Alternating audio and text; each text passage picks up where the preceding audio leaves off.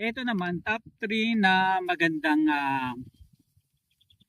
dahilan kung bakit maganda yung grow out system na tinatawag. Ang grow out system na tinatawag, bibili ka ng piglets at palalakihin mo, then gagawin mong fattener. Itong grow out system kasi sinasabi ng tatlong bagay. Unang bagay is maganda ito dahil sa kunting panahon na pag-aalaga, 3 months to 4 months na pag-aalaga, maaari mo nang maibenta yung baboy. Then ikalawa is makakatiyak ka na mapapalaki mo yung baboy basta magkaroon ka lang ng maayos na sistema sa iyong baboyan. Ibig sabihin menos gastos na to dahil konting period mo lang naman talaga aalagaan at tututukan mo lang.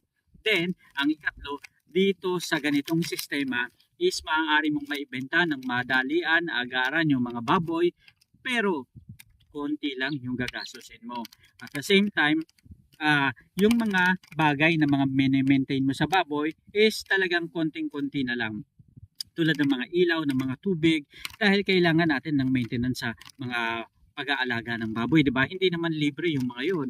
Ibig sabihin, the more na mas matagal mong aalagaan yung baboy, the more man na mas marami kang gastos. Ang kagandahan lang dito, mga katropa, is kapag sinabi mo grow out system, ibig sabihin nito, maaari ring mabawasan ang iyong pagkalugi dahil nga matitiyak mo na kung kailan mo ibebenta yung baboy is maaari kang magkaroon ng option.